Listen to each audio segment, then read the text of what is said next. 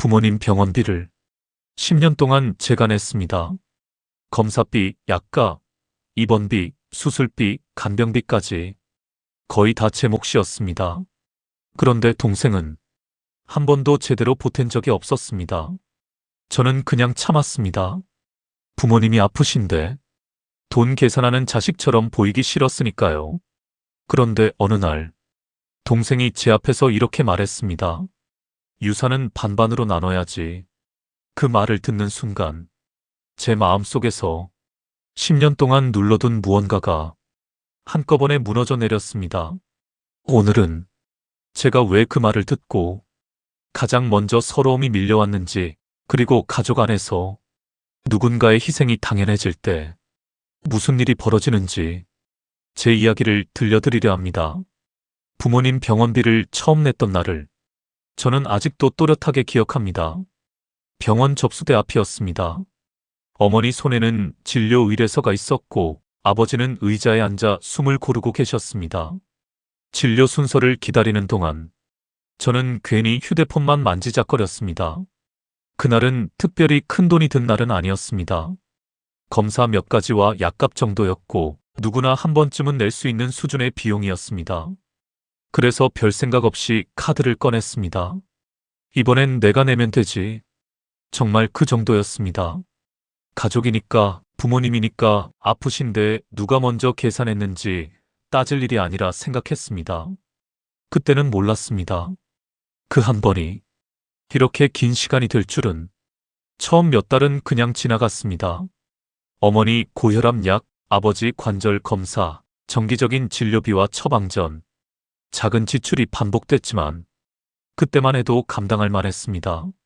문제는 시간이었습니다. 병은 한 번으로 끝나지 않았고 나이는 기다려주지 않았습니다. 작은 통증은 만성질환이 되었고 가벼운 진료는 입원과 수술 이야기로 번져갔습니다. 병원비는 언제나 갑자기 커졌습니다. 평소엔 약값 정도로 끝나던 것이 어느 달엔 정밀 검사비가 되었고 어느 날엔 입원비가 되었고 또 어떤 날엔 수술비와 간병비가 되었습니다. 저는 그때마다 통장을 열어봤고 카드값 결제일을 다시 확인했고 이번 달 생활비를 어디서 줄여야 하나 계산했습니다. 그런데도 이상하게 부모님 앞에서는 한 번도 힘들다는 말을 제대로 못했습니다. 어머니는 병원비가 나올 때마다 제 눈치를 보셨습니다. 많이 나오면 어떡하니? 그 말에 저는 늘 웃으며 대답했습니다. 괜찮아요.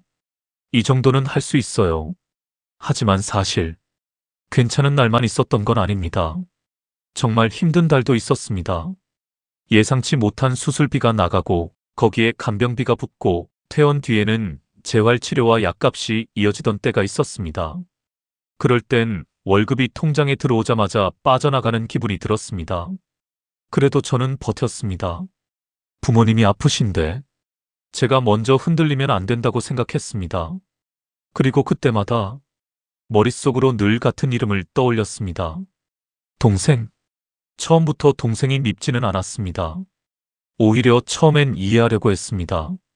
동생도 자기 삶이 있었고 직장일도 바빴고 아이들 키우느라 정신없었고 대출이며 생활비며 감당해야 할 무게가 있을 거라 생각했습니다. 그래서 병원비를 낼 일이 생길 때면 제가 먼저 말하곤 했습니다. 이번엔 내가 낼게. 너도 요즘 힘들잖아. 나중에 여유되면 조금 보태. 동생은 늘 미안한 표정을 지었습니다. 형, 이번 달은 진짜 빠듯해. 미안해. 다음엔 내가 낼게. 일단 형이 먼저 좀 해줘. 정리해서 나중에 보낼게. 그 말을 들으면 이상하게 마음이 풀렸습니다. 정말 보낼 거라고 믿었다기보다 적어도 동생도 미안함은 느끼고 있다고 생각했기 때문입니다.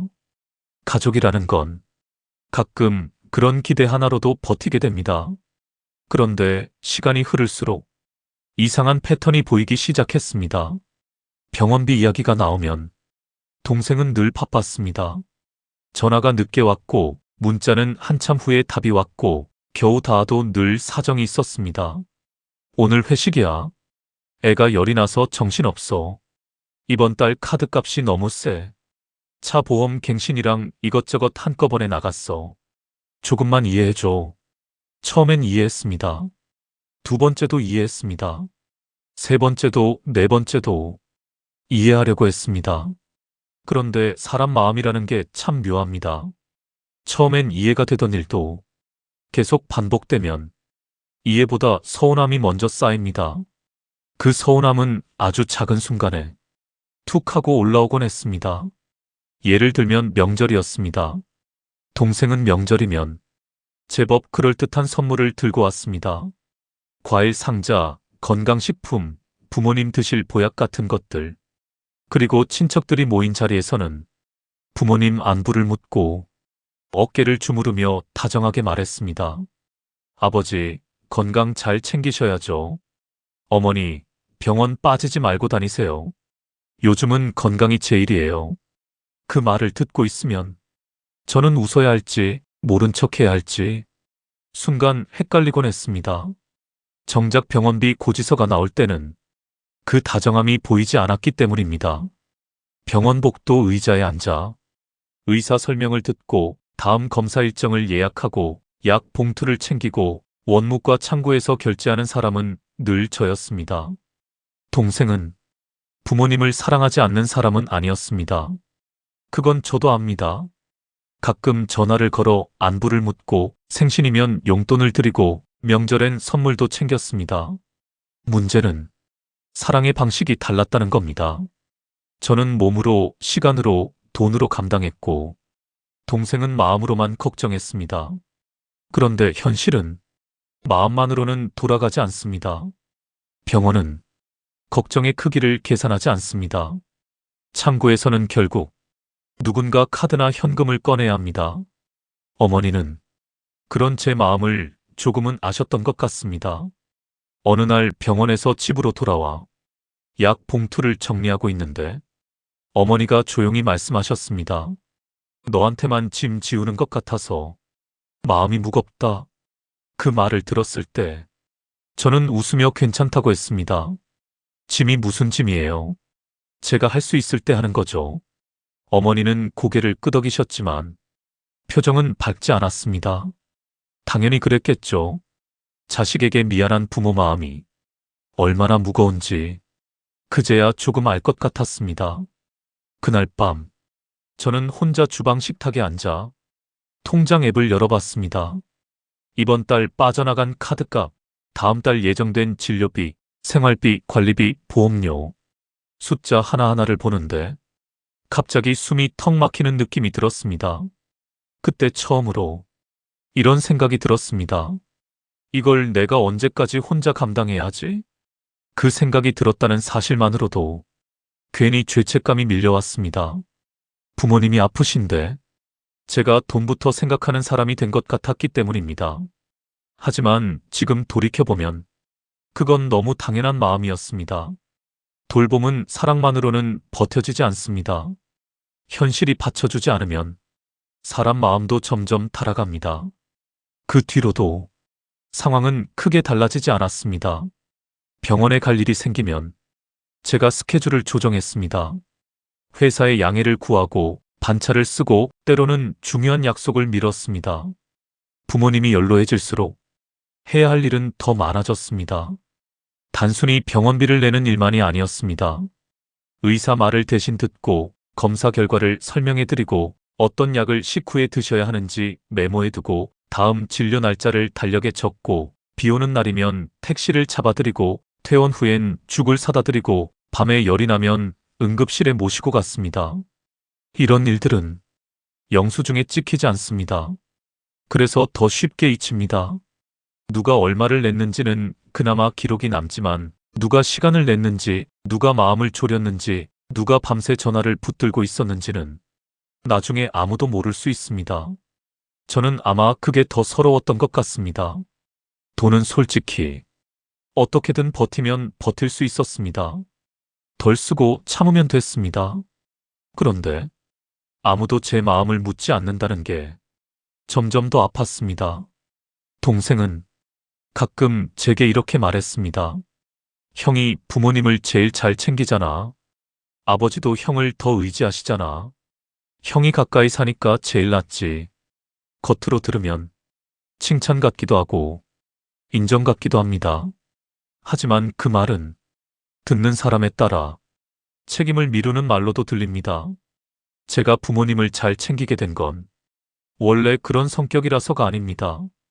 가장 가까이에 있었고, 가장 자주 병원에 갔고, 가장 자주 결제했기 때문에 어쩔 수 없이 익숙해진 겁니다. 누군가 계속 같은 짐을 들고 있으면 주변 사람들은 어느새 그 사람이 원래 그 짐을 드는 사람이라고 생각합니다. 그게 가장 서러운 일입니다. 어느 날은 친척 한 분이 제게 이렇게 말씀하셨습니다. 너 같은 아들이 있어서 부모님이 복이 많다. 그 말 자체는 고마운 말이었습니다. 그런데 이상하게 그날은 그 말이 칭찬처럼 들리지 않았습니다.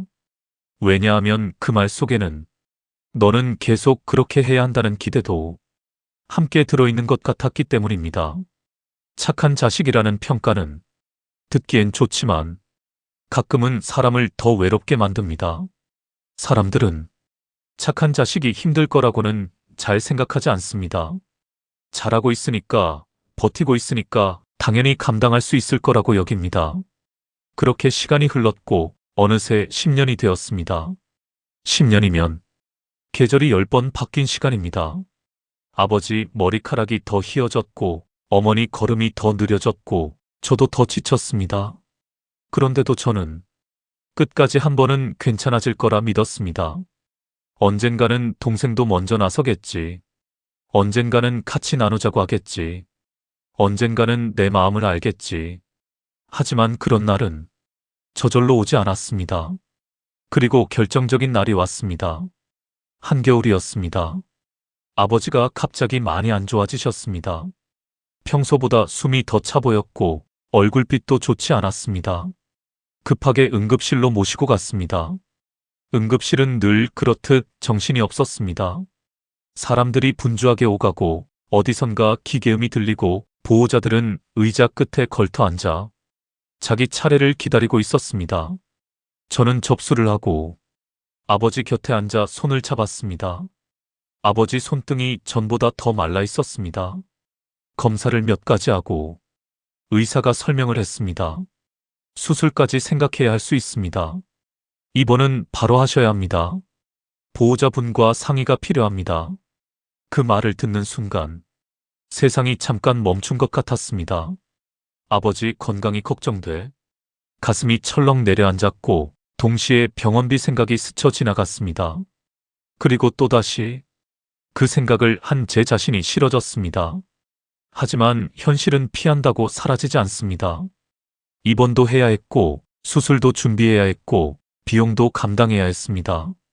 그날 밤 응급실 복도 의자에 앉아 동생에게 전화를 걸었습니다. 한 번, 두 번, 세 번. 한참 뒤에야 받았습니다. 무슨 일이야? 동생 목소리는 생각보다 차분했습니다. 아직 상황의 무게를 실감하지 못한 듯 했습니다. 저는 최대한 침착하게 말했습니다. 아버지 응급실이야. 입원하셔야 하고 수술 얘기도 나왔어. 동생도 놀랐습니다. 뭐, 많이 안 좋으셔? 아직 자세한 건 더 봐야 해. 근데 이번엔 비용도 꽤 들 것 같아. 여기서 제 목소리가 아주 작아졌습니다. 사실 저는 아버지 상태보다 돈이 먼저 걱정된다는 말을 동생이 눈치챌까봐 조심스러웠습니다. 하지만 그런 조심스러움은 오히려 저를 더 약하게 만들었습니다. 저는 용기 내서 말했습니다. 이번엔 내가 조금 보태줄 수 있을까? 잠깐 정적이 흘렀습니다. 그리고 동생은 익숙한 한숨을 내쉬었습니다. 형, 나도 요즘 진짜 힘들어. 그 말은 너무 많이 들어서 이젠 다음 문장까지 예측할 수 있을 정도였습니다.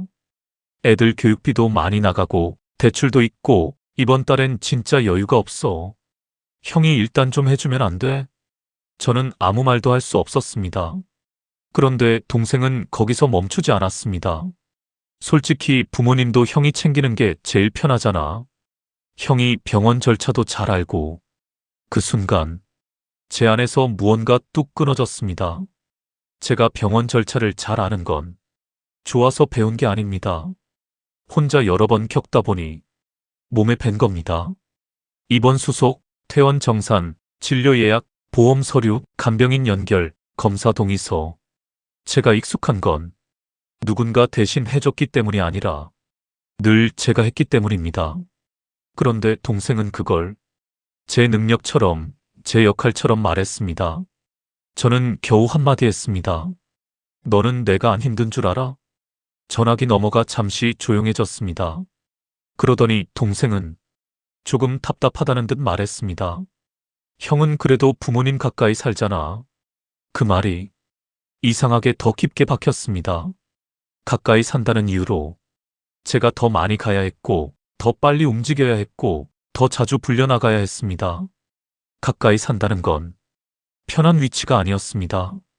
가장 먼저 부름을 받는 자리였습니다. 그날 저는 더 말하지 않았습니다.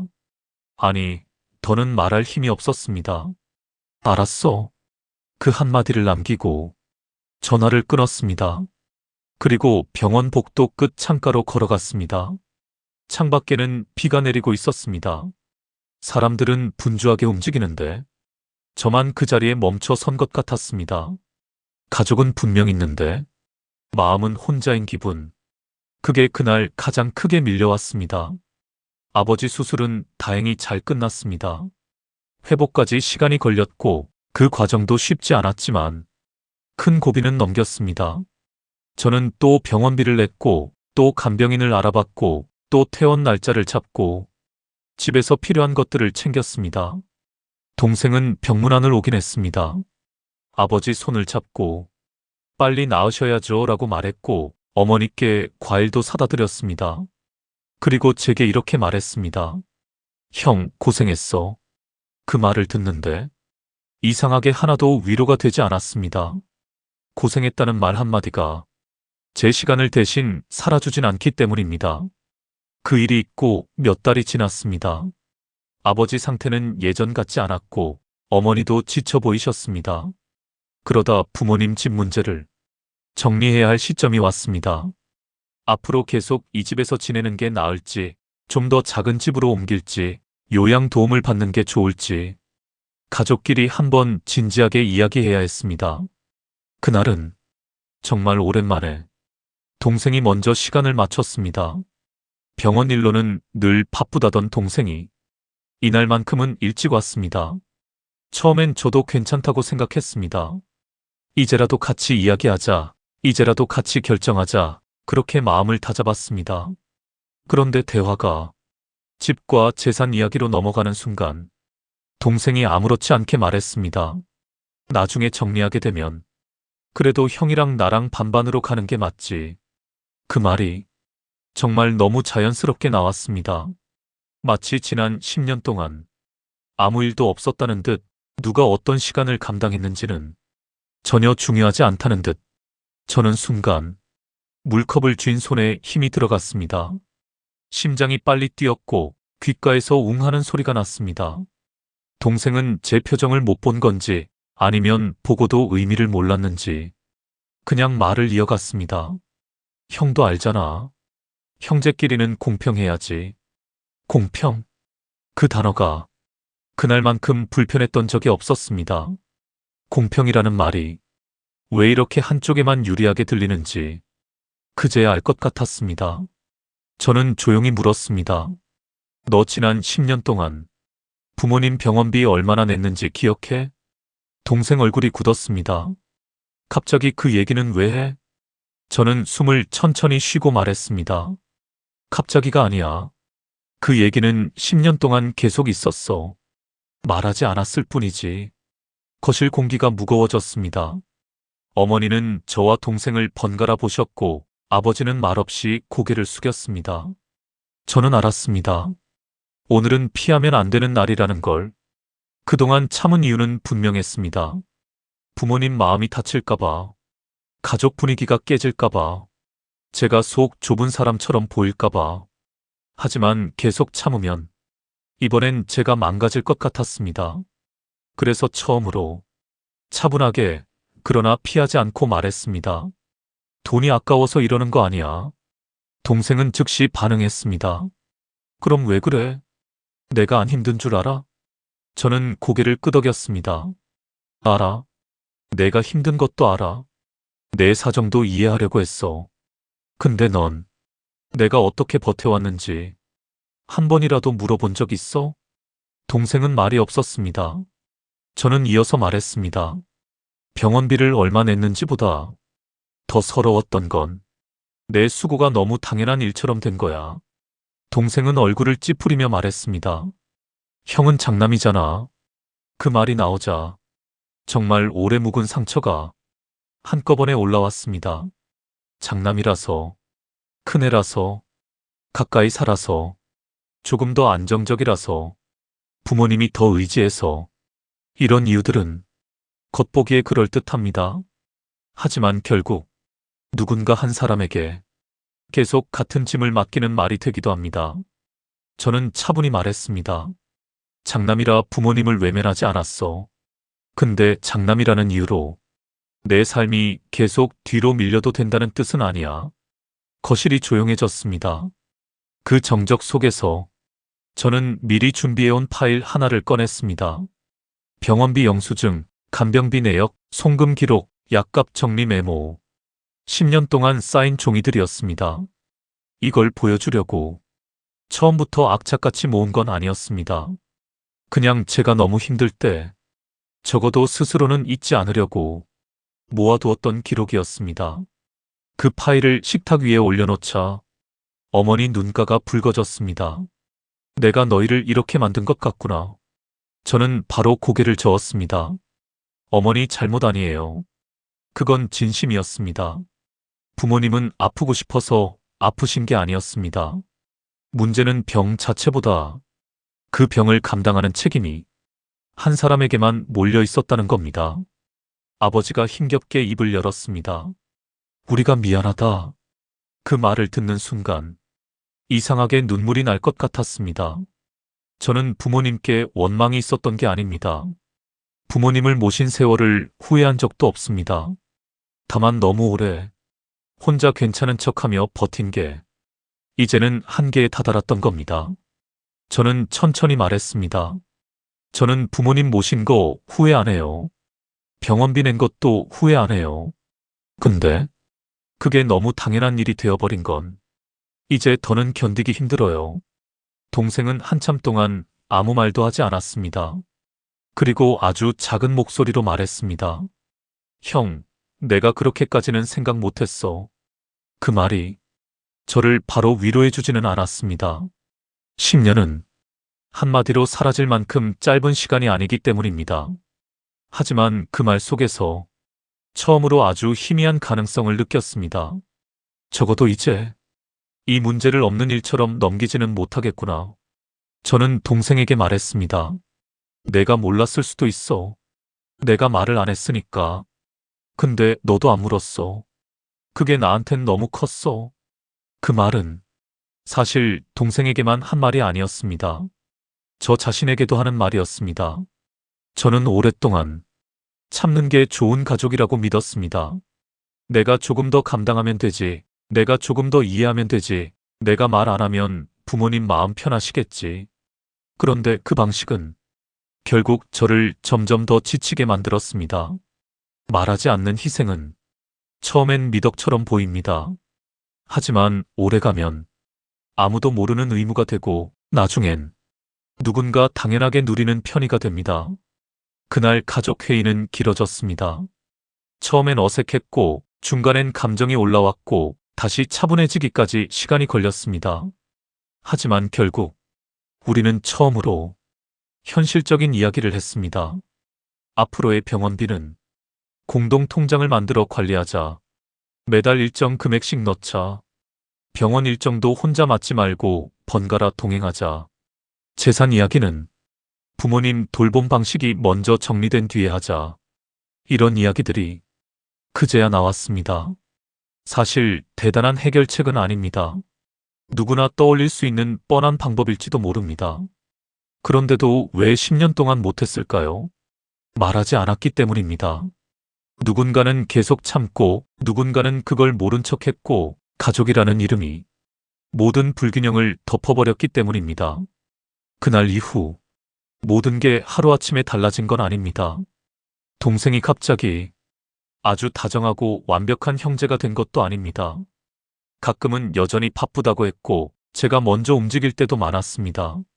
하지만 한 가지는 분명히 달라졌습니다. 이제는 저 혼자만의 몫처럼 여겨지지 않는다는 것. 며칠 뒤 동생에게 문자가 왔습니다. 이번 달부터 공동 통장으로 보낼게. 다음 진료일 알려줘. 이번엔 내가 같이 갈게. 짧은 문자였습니다. 대단한 사과문도 아니었고 감동적인 고백도 아니었습니다. 하지만 저는 그 문자를 오래 바라봤습니다. 아마 제가 기다린 건 큰 돈이 아니었을지도 모릅니다. 정말 기다렸던 건 함께 짊어지겠다는 태도였을 겁니다. 가족이라는 말은 참 따뜻합니다. 하지만 동시에 세상에서 가장 무거운 말이 되기도 합니다. 가족이니까 참아야 한다. 가족이니까 이해해야 한다. 가족이니까 넘어가야 한다. 우리는 너무 쉽게 이 말을 합니다. 그런데 가족이라면 한 사람만 계속 참게 해서는 안 됩니다. 가족이라면 누군가의 희생을 당연하게 여겨서도 안 됩니다. 부모님을 모시는 일은 돈만의 문제가 아닙니다.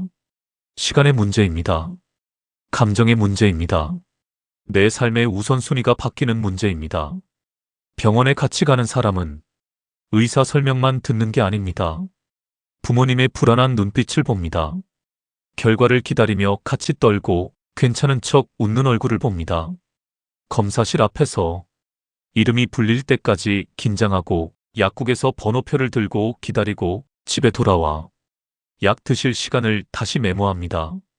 그 모든 시간은 영수증에 남지 않습니다. 그래서 더 쉽게 사라진 것처럼 보입니다. 누가 병원비를 냈는지는 보여도 누가 마음을 다쳤는지는 나중에 아무도 모를 수 있습니다. 저는 이제 압니다. 말하지 않으면 정말 모를 수 있습니다. 그리고 어떤 사람은 알면서도 모른 척할 수도 있습니다. 그래서 말해야 합니다. 나도 힘들다. 이번엔 같이 하자. 부모님을 사랑한다면 책임도 같이 나누자. 이 말은 가족을 깨자는 말이 아닙니다. 이기적인 말도 아닙니다.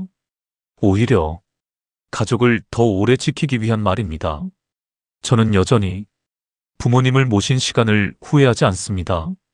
아버지 손을 잡고 병원 복도를 걷던 시간, 어머니 약 봉투를 정리하며 복용 시간을 적어두던 시간, 응급실 의자에서 새벽을 지새우던 시간, 그 모든 시간은 힘들었지만 분명 사랑이었습니다.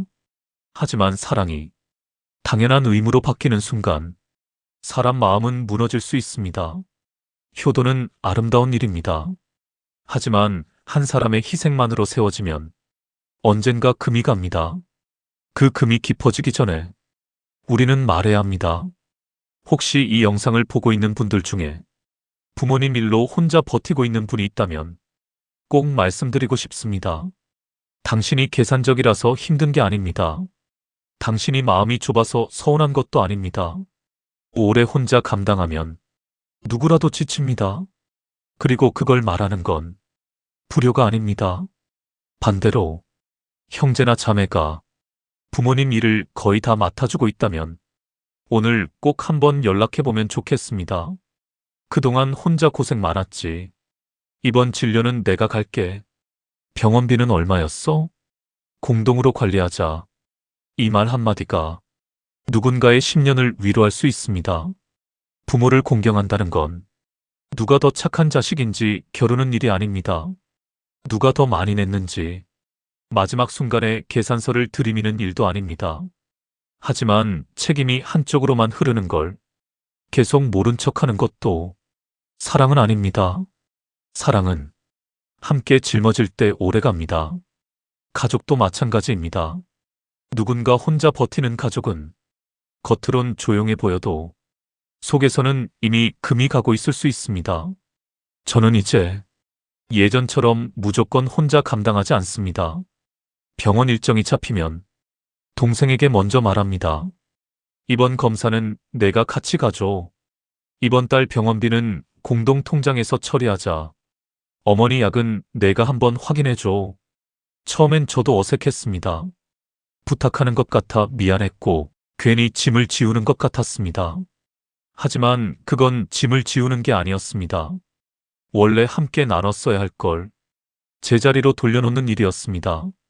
부모님은 제 부모님인 동시에 동생의 부모님이기도 하니까요. 조금씩 저도 달라졌습니다. 예전엔 혼자 다 해야 마음이 놓였습니다. 그래야 착한 자식 같았고 그래야 부모님도 편하실 것 같았습니다. 그런데 지금은 압니다. 혼자 다 하는 게 늘 좋은 건 아니라는 걸. 혼자 오래 감당하면 마음이 먼저 병듭니다. 그리고 그 병은 겉으로 티가 잘 안 납니다. 말수만 줄고 짜증이 늘고 사소한 말에도 서운해지고 웃으면서도 속으론 지칩니다. 저는 그 시간을 지나오며 한 가지를 배웠습니다. 가족 안에서 가장 위험한 말은 내가 원래 잘하잖아. 혹은 내가 알아서 해왔잖아일 수 있다는 걸. 그 말은 누군가의 긴 시간을 너무 쉽게 지워버립니다. 잘해왔다는 건 안 힘들었다는 뜻이 아닙니다. 알아서 해왔다는 건 원해서 혼자 했다는 뜻도 아닙니다. 그저 누군가는 부모님이 걱정돼서, 누군가는 가족이 무너질까봐, 누군가는 말할 타이밍을 놓쳐서 그 자리에 오래 서 있었을 뿐입니다.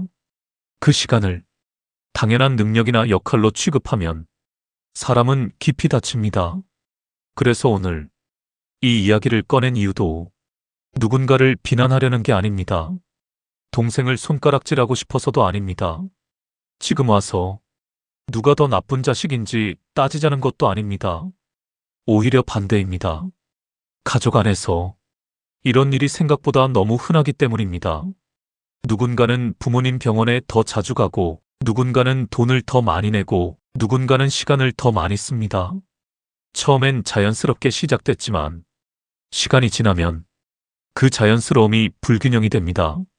그리고 대부분 그 불균형은 문제가 터지고 나서야 보입니다. 유산 이야기 앞에서, 요양 문제 앞에서, 간병 문제 앞에서 돌봄이 한계에 다다랐을 때 그제야 누가 얼마나 버텨왔는지가 드러납니다. 그 전에 미리 말했으면 좋겠습니다. 서운함이 미움이 되기 전에, 희생이 원망이 되기 전에, 가족이 상처만 남기기 전에 우리 같이 하자. 누가 뭘 맡을지 정하자. 돈도 시간도 책임도 같이 나누자. 이 말은 차가운 계산이 아닙니다. 가족이 오래 무너지지 않게 하는 아주 현실적인 사랑입니다. 저는 아직도 병원 접수대 앞에 서면 처음 그날이 떠오릅니다. 카드를 꺼내며 이번 한 번이면 되겠지. 그렇게 생각했던 날, 그 한 번이 10년이 될 줄은 정말 몰랐습니다. 하지만 지금은 압니다. 어떤 희생도 말없이 오래 이어지면 언젠가는 누군가의 마음을 무너뜨릴 수 있다는 걸. 그리고 그 무너짐을 막는 첫걸음은 거창한 게 아닙니다. 아주 조용한 한마디입니다. 나도 힘들어. 이제는 같이 하자. 혹시 지금 부모님 병원비 영수증을 접어 지갑에 넣고 있는 분이 있다면 오늘 집에 돌아가. 혼자 한숨 쉬고 있는 분이 있다면 이 말은 꼭 전하고 싶습니다. 그동안 정말 애썼습니다. 당신의 수고는 사라진 게 아닙니다. 누가 알아주지 않아도 그 시간은 분명 사랑이었습니다. 하지만 이제는 혼자만 버티지 않았으면 좋겠습니다.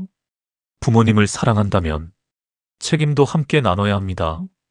가족을 지키고 싶다면 희생을 당연하게 여기지 말아야 합니다. 그리고 누군가가 이미 오래 버텨왔다면 지금이라도 손을 보태야 합니다. 가족은 한 사람의 인내로만 유지되는 게 아닙니다. 서로의 무게를 알아보고 함께 들어줄 때 비로소 가족이라는 말이 다시 따뜻해집니다. 오늘 제 이야기가 누군가에겐 오래 눌러둔 마음을 꺼내는 용기가 되었으면 좋겠습니다. 참는 것이 늘 정답은 아닙니다. 말하는 것이 늘 싸움도 아닙니다. 때로는 말해야 가족이 무너지지 않습니다. 저는 너무 늦게 배웠지만 그래도 지금 배워서 다행이라고 생각합니다. 부모님을 향한 사랑은 지키되 내 마음까지 부서지게 두지는 말자. 그게 제가 10년 끝에 겨우 알게 된 가장 중요한 진실이었습니다.